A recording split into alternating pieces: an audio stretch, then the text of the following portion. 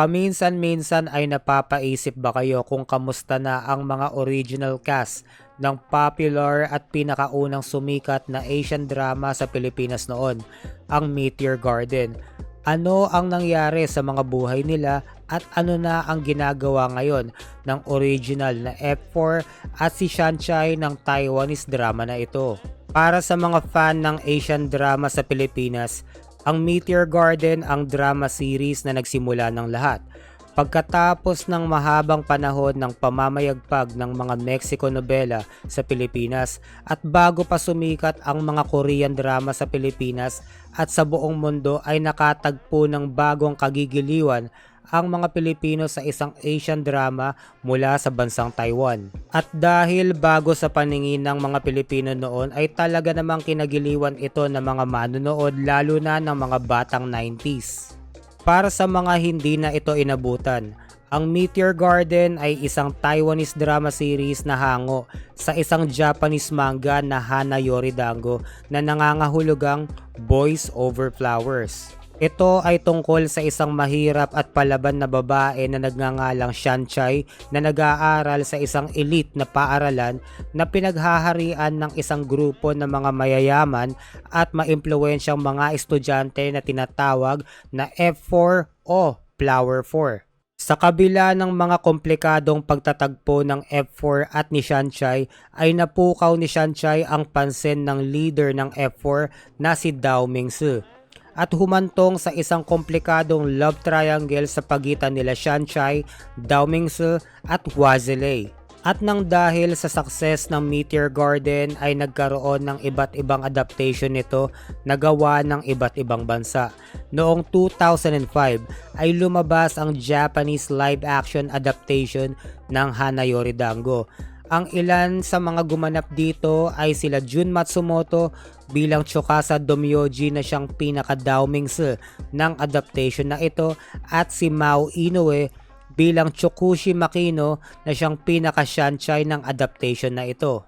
At noong 2009 ay lumabas ang isang napakapopular na adaptation ng Hana Yoridango na pinamagatang Boys Over Flowers mula sa South Korea. At ilan sa mga gumanap dito ay sila Lee Min-ho bilang Gu Junpyo na siyang pinaka-Dao Mingsu ng adaptation na ito at si Koo Ye-sun bilang Kum Jan-di na siyang pinaka-Shanchai ng adaptation na to. At nagkaroon din ng adaptation nito mula sa mainland China na umere noong 2018 at ilan sa mga gumanap dito ay sila Dylan Wang na siyang pinaka-Dao Mingsu ng adaptation na ito at si She Yue na pinaka-Shanchai ng adaptation na ito. At gumawa rin ng bansang Thailand ng sarili nilang adaptation at pinamagatan din nilang Boys Over Flowers at umere ito noong 2019. At ilan sa mga gumanap dito ay sila Tontawan Tantib Jakul bilang Goria na siyang pinaka-Shanchai ng adaptation na ito at Vachirawit Chichavari bilang Thyme na siyang pinaka-Dao Mingsu ng adaptation na ito. Ngunit, nasaan na ba at ano na ang ginagawa sa buhay ng mga original na F4 at si Shanchai?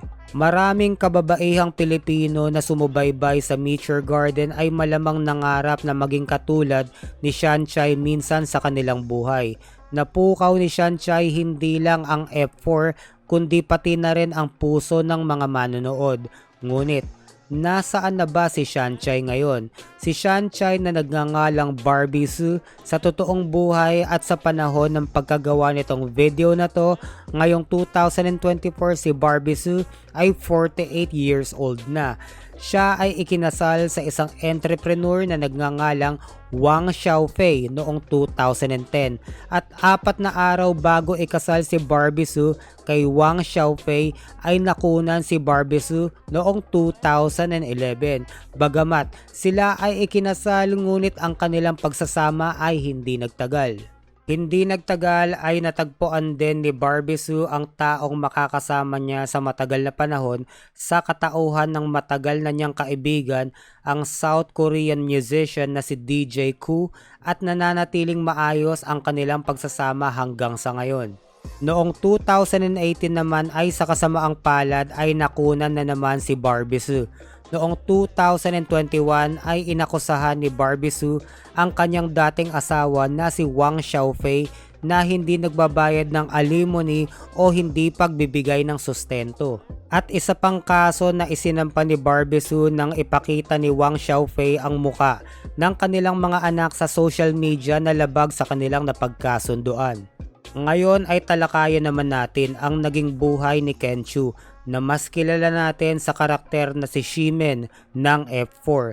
Si Ken Chu noon ay nagtatrabaho bilang isang waiter sa Taiwan nung siya ay makilala ni Chai Jiping na creator ng boy band na F4. Matapos ang matagumpay na series ng Meteor Garden ay nagpatuloy si Ken Chu sa kanyang career bilang isang solo artist. Nagkaroon siya ng pelikula noong 2003 na pinamagatang Sky of Love at pelikulang Tokyo Trial noong 2006. Bagamat hindi na niya kasama ang F4 ngunit sumubok din si Ken Chu na magkaroon ng solo music career noong 2005 at nag-release ng album na pinamagatang On Ken's Time at nakatanggap ng nomination sa Top 10 Gold Songs sa TVB 8 Awards.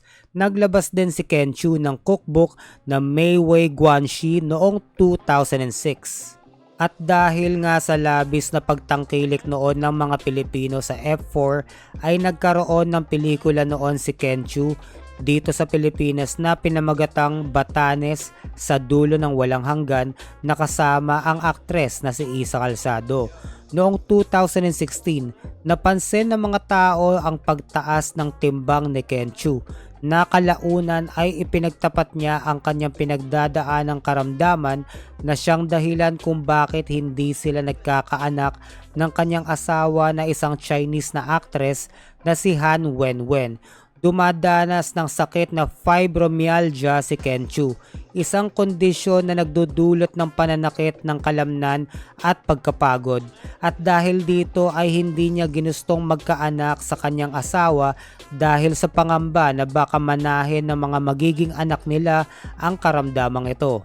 Sa kanilang mga pagganap sa Meteor Garden, sila Shanchai na ginampanan ni Barbie Sue at Wazilei na ginampanan ni Vic Zhao ay may namuong dynamics ng pagmamahalan at kalaunan ay naging love triangle nang pumasok sa eksena si Dao Mingse. Ngunit ang pagtitingi ng ito ay hindi nagtapos sa kanilang mga pagganap sa Meteor Garden bagkus ay nagpatuloy ito sa totoong buhay. Nagtapos ang relasyon sa pagitan ni Vic Zhao at Barbie Sue noong 2008 na ayon sa kanila ay nagde-date sila sa loob ng 3 taon. Ikinasal si Vic Zhao sa co-star niya sa Taiwanese series na Black and White na si Rin Yu noong 2015 at nagkaanak sila noong 2016. Naging kapanapanabik ang career ni Vic Zhao mula sa mga role bilang isang heartthrob hanggang sa pagiging batikan na aktor. Bagamat pinasikat siya ng Meteor Garden, ang 2004 na series na Mars ang naging big break ni Vic Zhao bilang isang solo artist dahil sa pagganap niya bilang isang kambal na magkapatid na may sakit sa pag-iisip. Mula sa mga TV series ay naging matagumpay din si Vic Zhao sa paggawa ng pelikula nang gumanap siya sa isang pelikulang pinamagatang Linger noong 2008 at muli sa isang TV drama na pinamagatang Black and White noong 2009 na nakatanggap siya ng nominations. Noong 2021, si Vic Zhao at ang kanyang asawa na si Rin Yu ay na-scam nang nagkakahalaga ng 34.47 million New Taiwan dollars na katumbas ng humigit kumulang 60,332,500 sa Philippine peso. Ang salarin ay nagngangalang Feng na isang insurance agent na nasintensyahan ng 2 taon at 8 buwan na pagkakakulong. At ngayon ay dumako naman tayo sa masasabi nating pinakasikat at successful na member ng F4 na si Vanessa Wu na gumanap sa role na Maid Suwo. Nang dahil sa kanyang palakaibigan at nakakatuwang pagganap sa Meteor Garden bilang si Maetsuo ay di maikakaila na isa siya sa pinakapaborito ng mga manonood. Ayon nga sa F4 member na si Jerry Yan, si Vanessa Wu ang pinaka-talented sa kanilang lahat at maliban sa nakakatuwang pagganap ni Vanessa, ang isa sa mga bagay na kapansin-pansin sa kanya ay ang kanyang sense of fashion. Kaya naman noong early 2000s ay may mga gumagaya sa mahaba niyang buhok at pananamit. Ang kombinasyon ng personalidad, talento sa musika at pag-arte at fashion sense ang dahilan kung bakit si Vanessa Wu ang nangingibabaw sa F4. Matapos ang Meteor Garden, namayagpag ang career ni Vanessa Wu sa larangan ng musika, pag-arte at pagnenegosyo.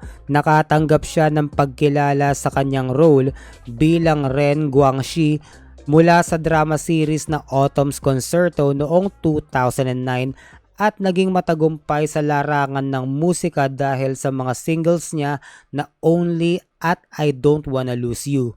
Pumasok din si Vanessa Wu sa pagpoproduce at naging executive producer ng TV series na Year of the Rain noong 2010 at nag-release ng album na C'est la Vie noong 2011 na may collaborations kasama ang ilang international artists. Nakatanggap din siya ng mga awards mula sa pagkanta at paglahok sa TV shows gaya ng Star in Danger, The High Dive. Naging hurado din siya sa show na Asia's Got Talent. Tumanggap din siya ng mga projects sa Chinese television at film projects gaya ng Princess Wei Yong noong 2016 at Ip Man 4, The Finale noong 2019. At sino pa nga ba ang makakalimot sa pinaka-iconic na bida ng Meteor Garden na si Jerry Yan na mas kilala natin bilang si Dao Mengzi. Siya ang leader ng F4 at isang mayaman at maimpluwensyang estudyante at kilala ang kanyang karakter bilang charismatic at matigas ang ulo. Nagsimula ang kanyang karakter bilang isang mayabang, magaspang at pasiga-siga at kalaunan ay nagbago ang kanyang karakter.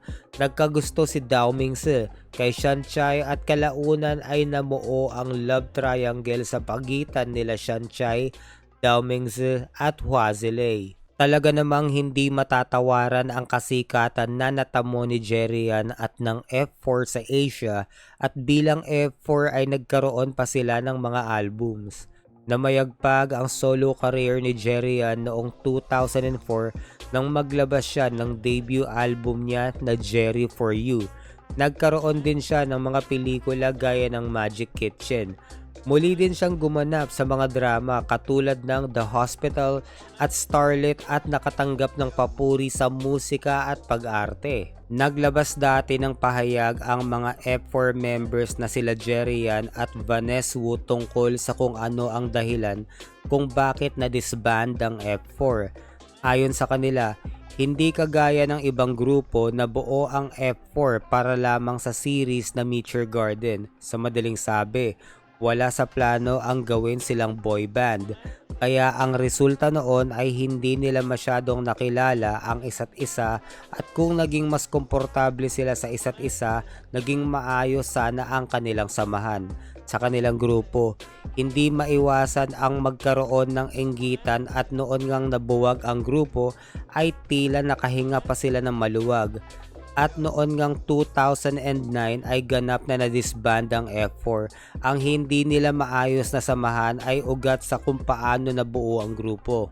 Hindi katulad ng ibang grupo na dumaan sa mahabang pagsasanay ng magkakasama, sila na nanggaling sa magkakaibang uri ng pamumuhay ay biglang pinagsama-sama para gawin ang Meteor Garden at hindi sila nagkaroon ng sapat na panahon para kilalanin ang isa't isa at sabak agad sa trabaho.